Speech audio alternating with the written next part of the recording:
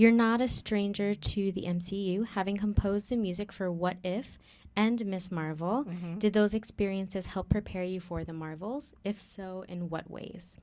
Well, I often talk about working on What If as a way to going to Marvel University. So basically, for those of you who know the show What If, it's an anthology series, and many, if not most of the episodes look at a film in the MCU. So you've got to know what the film does. You've got to know what the music does, and then you've got to be able to turn it upside down to create the sound for What If, which is, the multiverse of, I don't know, of people's craziest imaginations of what the MCU could be.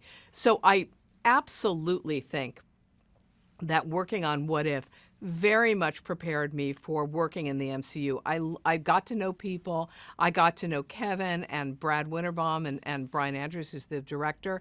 And I really learned kind of the Marvel way through working on What If, which I think was extremely helpful. When I came on to Ms. Marvel, it was, Kamala Khan is a new character in the MCU. So we wanted to do two things. We basically wanted to acknowledge that she is a new and different kind of character, but we also wanted to give her the dignity of being a superhero and welcome her into the MCU that she admired so much. So I think having done What If and knowing what the MCU music is absolutely helped prepare me to do Ms. Marvel. And then, of course, Ms. Marvel was in many ways, relates right to this project because we have Kamala now growing up and joining Monica and Carol to form the Marvels, and a new fantastic team of superheroes. How did you approach the themes for the 3 superheroes in this film? Does each superhero have her own theme, or is there one for the trio? The idea was to create a brand new theme for the Marvels. And think about Captain America and the Avengers. 2 related properties, right? But 2 properties that have distinct musical languages, even though they're written by the same composer. So here, the idea was the Marvels is not a sequel. It's its own thing. It's a new teaming up of these 3 characters. So we definitely wanted to create something new for them and start in this environment they find themselves in with a fresh musical sound. There's a theme of family running through the film. Did you find that to be an interesting theme to work with? And how does the music explore that theme?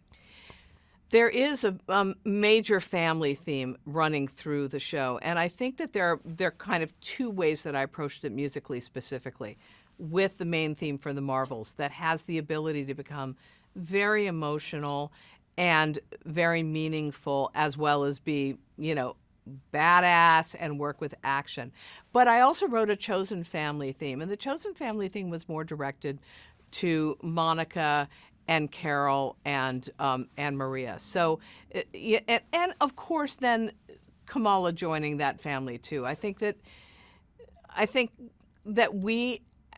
the cast and crew of the Marvels has become a kind of a family. We're a chosen family, and we loved working together and creating these synergies and creating the emotional life, behind these incredible characters.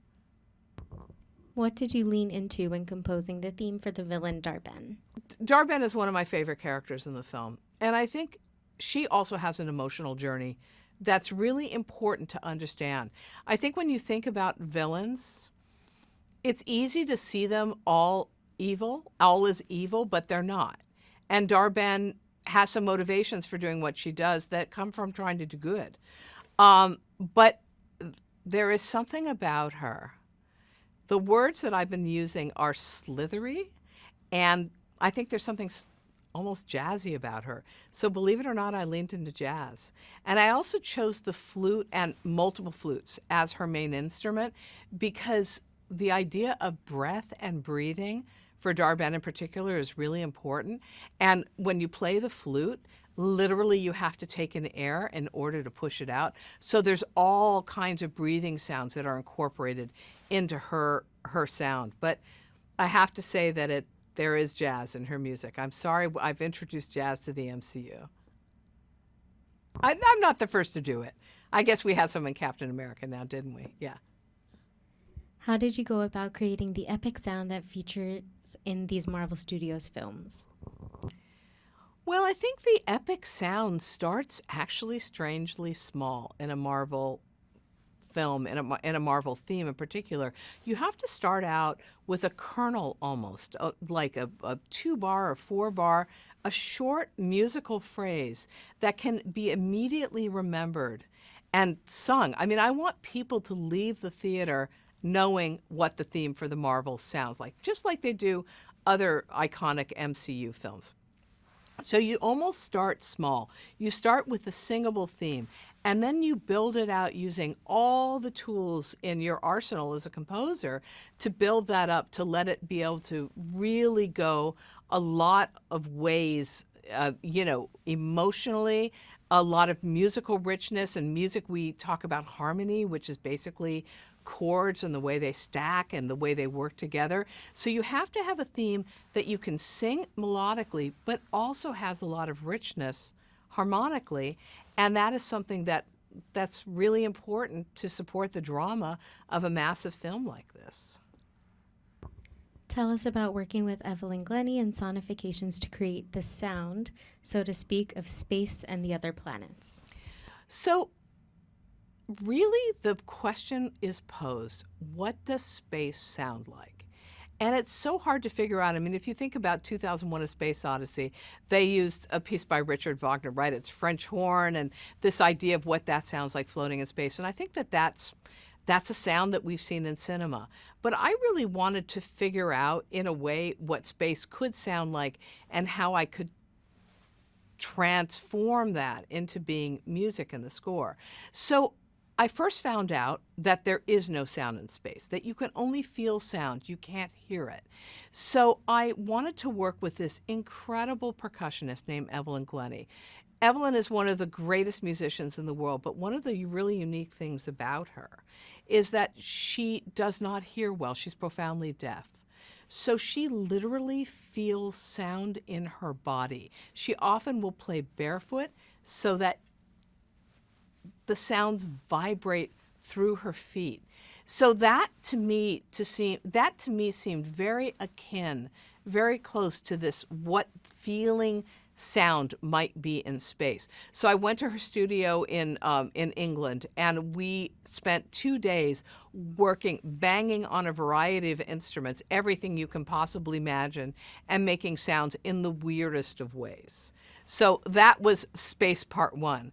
Space Part 2 was I commissioned this incredible composer and computer scientist, Tina Talon, and she would take data from space, from things that were relevant to plot points in the film, and then change that data into musical notes. And then I would take those notes and then redo them again and use them in the score. And then finally, the last little bit that I did was I went to a prop house in Burbank, and I rented actual space junk that had fallen out of the sky. Anything that could make a cool sound, we picked up and we took it home and we played it on the score. What was your experience like working with director Nia DaCosta? I loved working with Nia DeCosta. I mean, Nia is very clear about what she wants musically and otherwise. She's clear about story.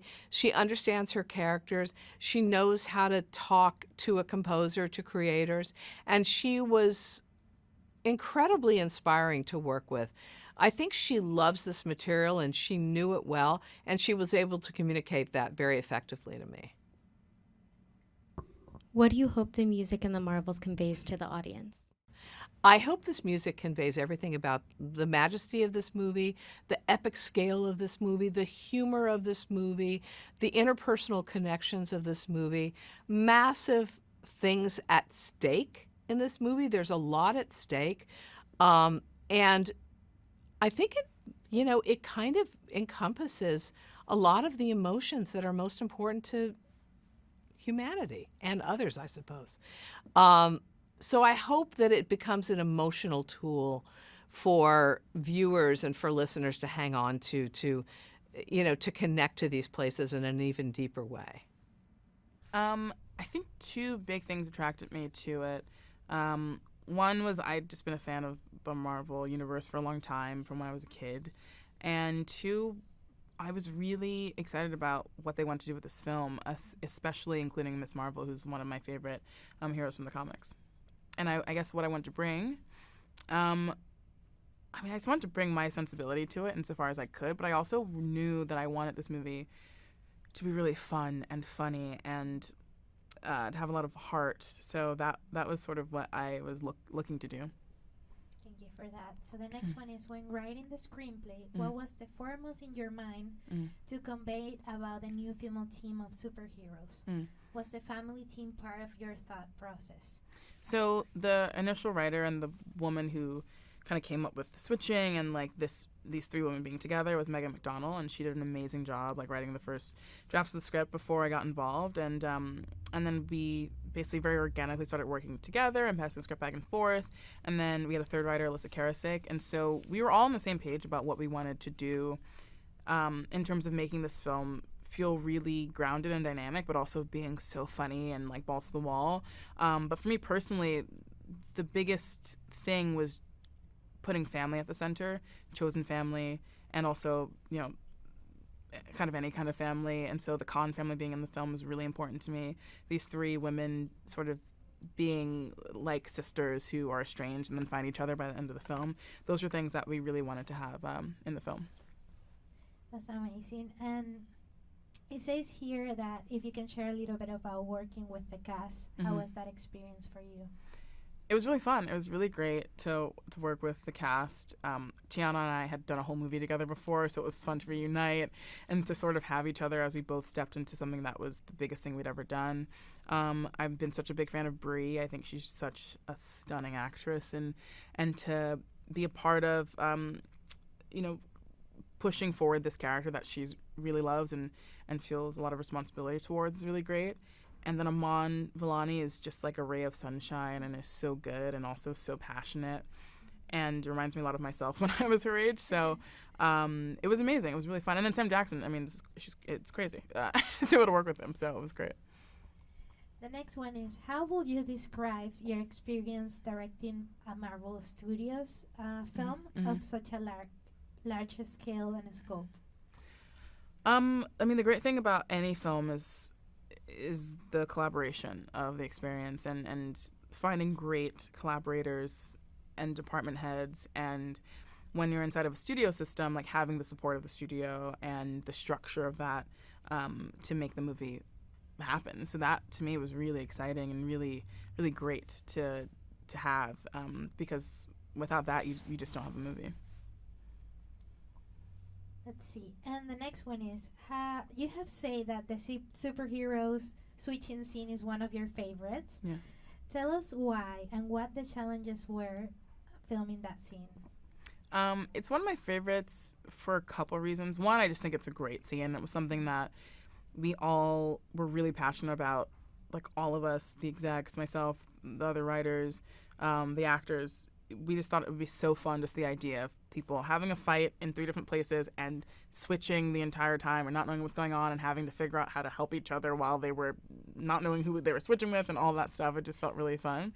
And then I just feel like it's probably one of the scenes that's closest from script to what's in the film now. And that makes me really happy because it makes me feel like, we really were able to do what we set out to do. That's amazing. WC Fields once said, "Never work with children or animals."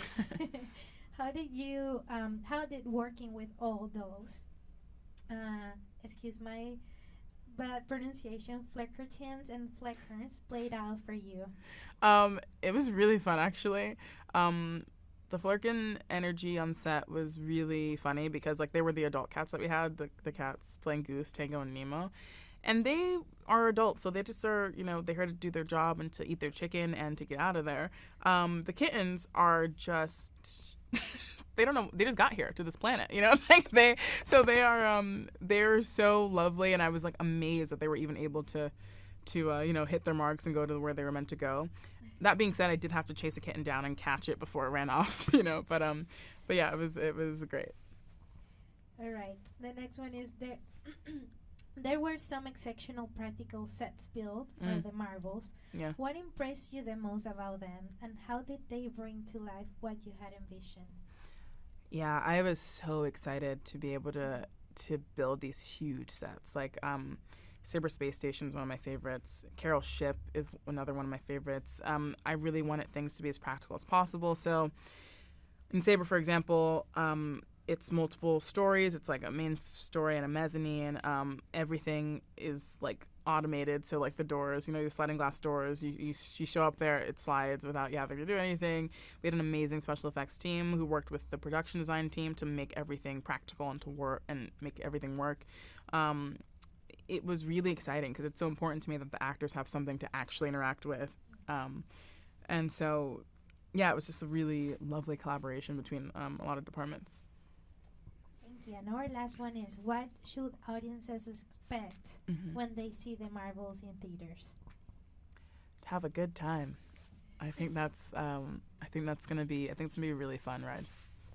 A team of female superheroes is a first in the MCU.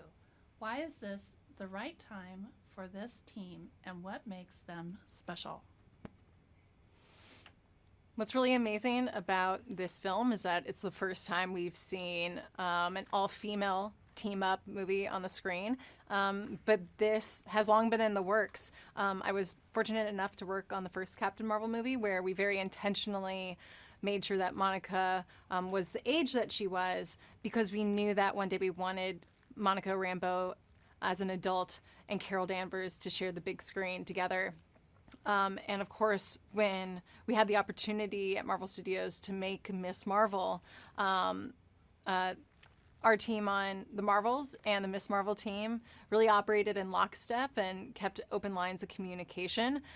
It's a no-brainer to pair Kamala up with Carol Danvers in this next installment, because it's through Miss Marvel, who's the ultimate Captain Marvel fan, that we're able to examine the idea of Captain Marvel as a hero and deconstruct that and really get to know Carol Danvers for the person that she is, and ultimately come to the realization and the fact that no one person can shoulder the burden of an entire universe on their own.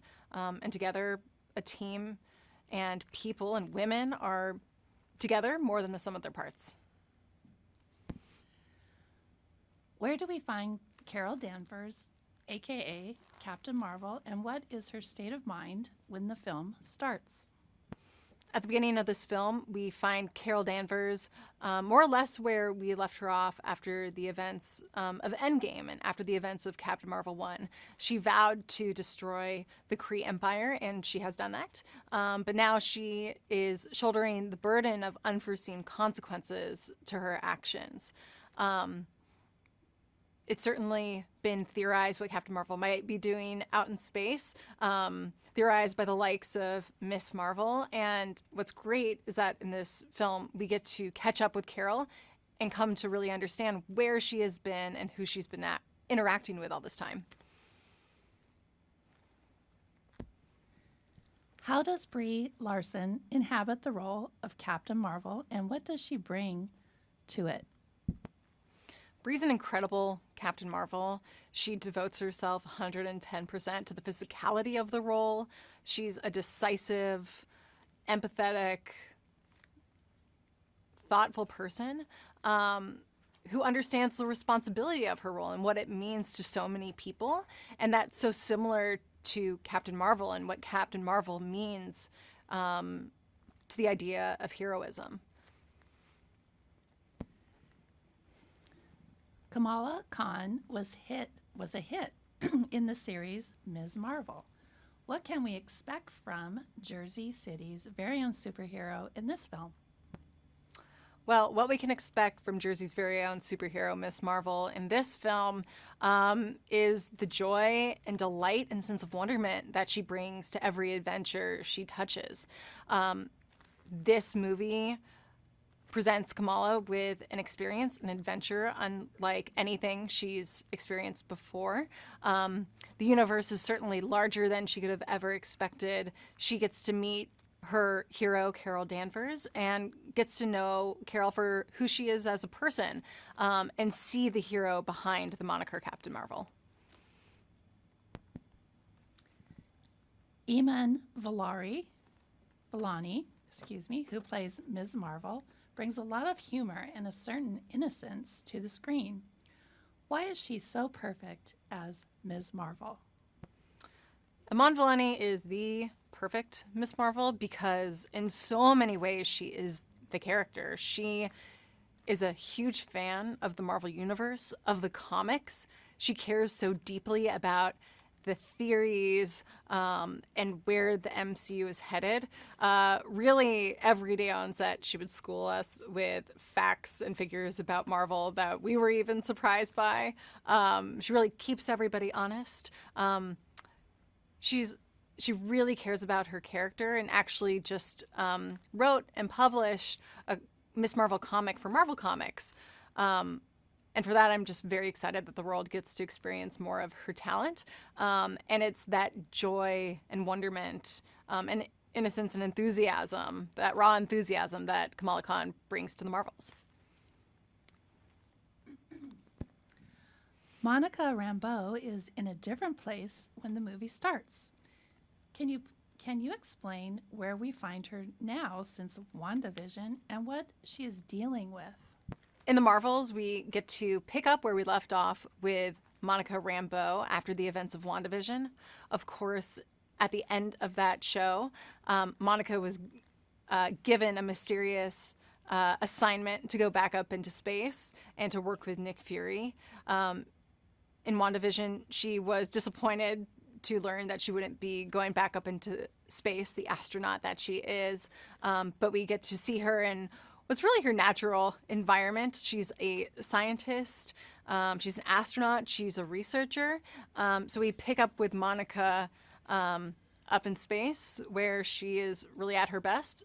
And then, of course, unforeseen circumstances cause her light-based powers to become entangled with the likes of Carol Danvers and Kamala Khan.